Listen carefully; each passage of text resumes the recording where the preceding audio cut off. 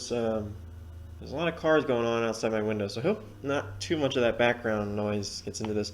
But we have another. I mean, I say this every time when we do a solo episode, but this is going to be a quick solo episode because, well, first off, I have like this sore on my tongue, so talking is there's a slight pain to it, unless I kind of contort in a weird way. So hopefully I don't damage anything too much.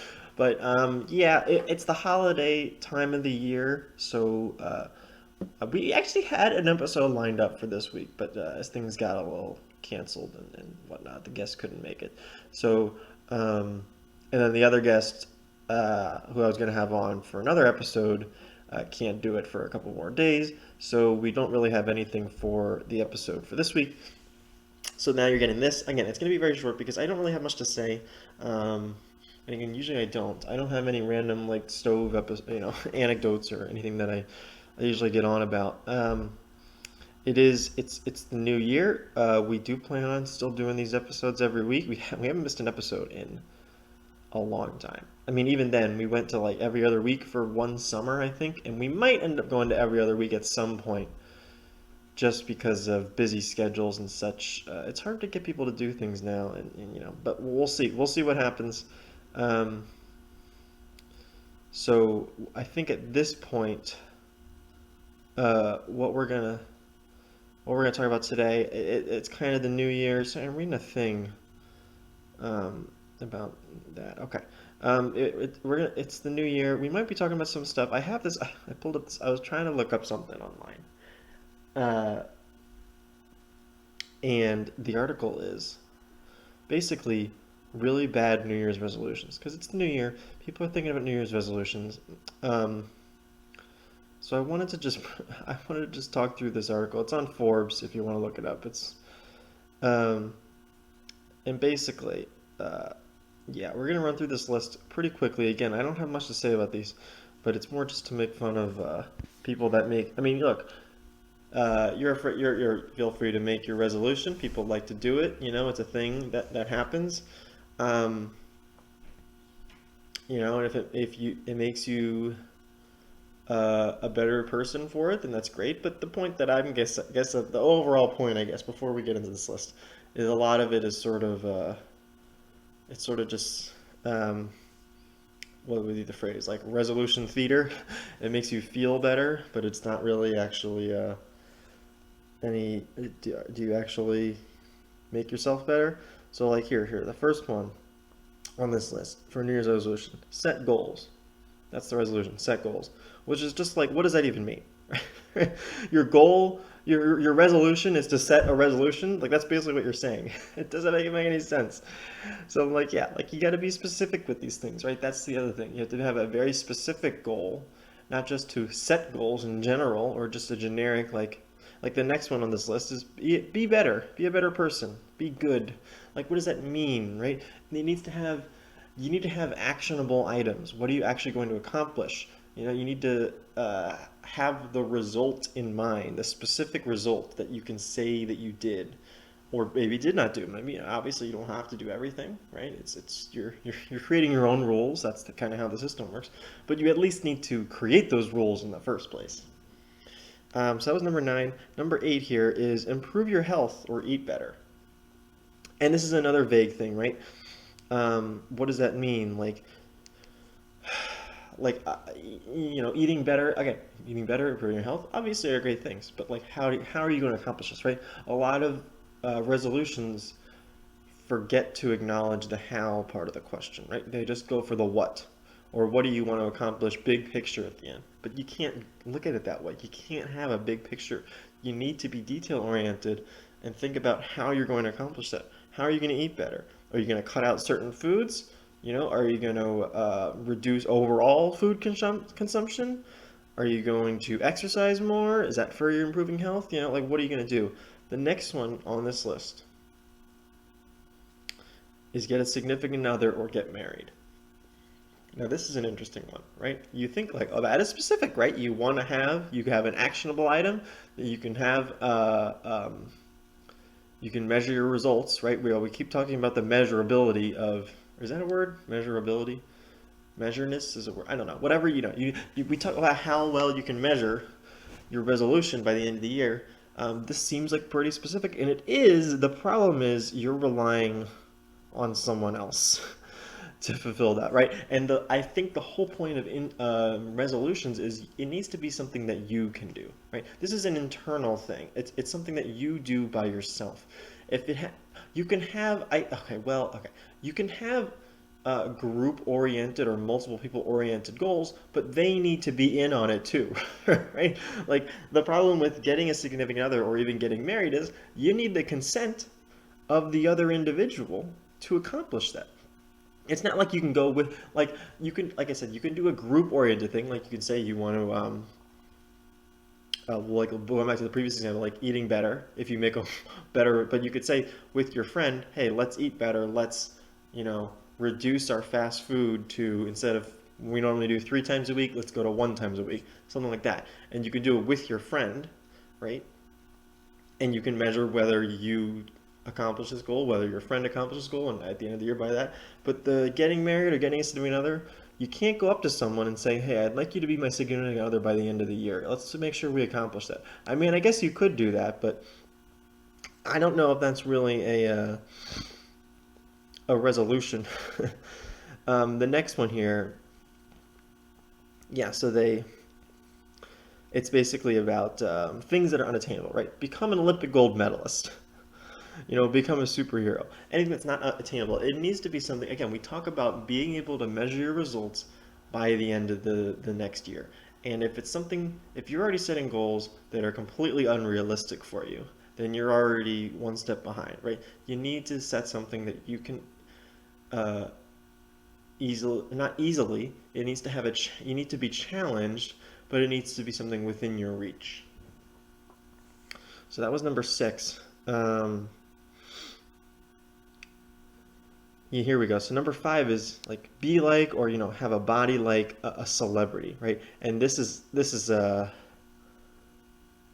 now this is completely. I mean, so this has a number of issues, right? First of all, just be yourself, right? Don't worry about being like a celebrity, right? You should be the best version of you. You shouldn't try to tailor your body or your personality or anything else based on other people, right?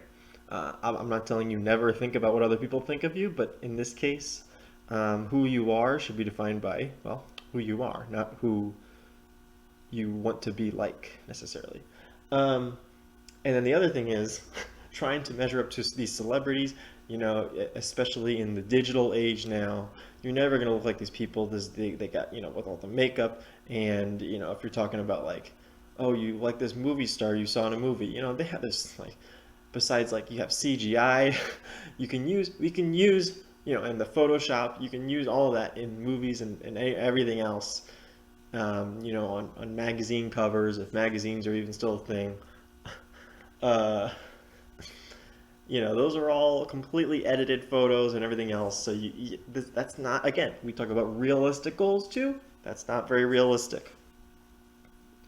The next one, this one says join a gym or get exercise equipment. And that's, again, not too bad on itself. The problem is like,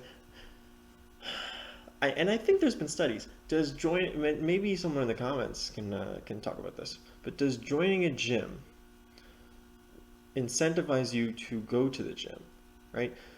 Joining a gym, obviously you need to pay money to join the gym, and that should, I would think in theory, incentivize you to go to the gym. I think the problem, and I'm trying to see what they're saying here, the problem is, yeah, the problem is, I guess, especially for new gym memberships in January, people don't tend, I guess what the research is saying is people don't tend to follow through, right? And this, I mean, you think colloquially this makes sense, right? People will go to the gym, maybe the first couple days of the first week of January, and then they tailor off as they, settle back into their normal life. Again, this comes back to like actionable items, right?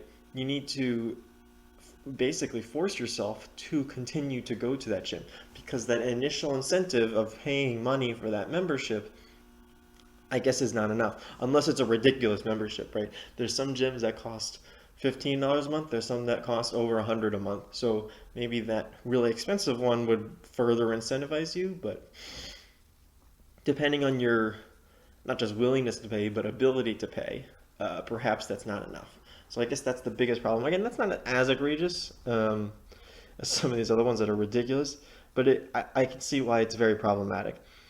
The next one is, yeah, so do some extreme or crash diet or any other kind of drastic behavior. So this again, this doesn't really fall into the category of do something with results, right? Because you would have an easy result to see.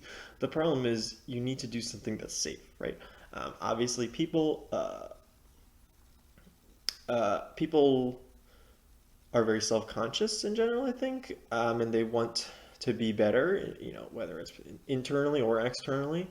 And in this case, doing an extreme diet or any kind of extreme behavior, anything that's drastic, you need to consider what's safe, right? Again, a diet in general is not a terrible idea, right? Again, as long as you're very specific about it, but doing something like I'll only eat once a week, like something crazy like that. Um, and I will say, like the intermittent fasting apparently is a thing. I don't know if that's considered extreme, because apparently it does work, and I know it's fairly mainstream at this point. But maybe something more than that, like I said, like eating once a week or anything else extreme. I'm only gonna eat coconuts, or, whatever else it would be. I don't know why that came up in my mind, but that's what happened. Um, so again, just be safe. And, okay, here's the last one. And this article is from like 2022, so this is from a while ago. It's on Forbes if you're curious what I'm reading through. But and we've already gone again. I always say these are not going to be long episodes, and then I always go longer than I think I'm going to go. I was like, that's going to be like a 5 to 10 minute episode. No, we're still rolling. But the last one here is anything you resolved to do in previous years, which is incredible. That's actually just hilarious. My New Year's resolution is to do the same thing that I said I was going to do last year. Look, there's again multiple problems with that. It's sort of like that the cliche insanity definition of doing something over and over again, um, and expecting a different result. But the problem here is like, well, I guess that is the problem.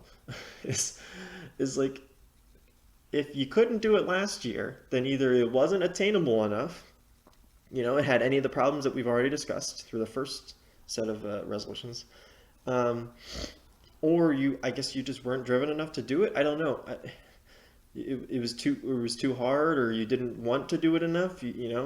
Um, a person in my life. I won't name who this person is, but because they're never gonna listen to this. But um, basically, they would always say your priorities are what you do, not what you say they are, right? And that's sort of the overall recap of this New Year's resolution segment, which is the whole show, I guess, is that your priorities are what you do and not what you say they are, right? If you go up and you say, I really want to focus on this, but you don't do it at all, it clearly wasn't a priority for you. So don't tell people it's a priority for me to, you know, um, buy more sweatshirts this year. I'm just like looking around the room trying to think of an example. If you're not actually going to do it, then clearly it wasn't a priority for you, right? So that's kind of the key takeaway here is if you actually consider if these things are important to you, actually do them, right? Or maybe just people are lazy. That's also just a, a, a reasonable explanation for all this. So that's the segment, and I think that's where the show's going to end. I can't keep dragging this out longer. We could try to stretch it to 20 minutes, so it's almost like a reasonable episode.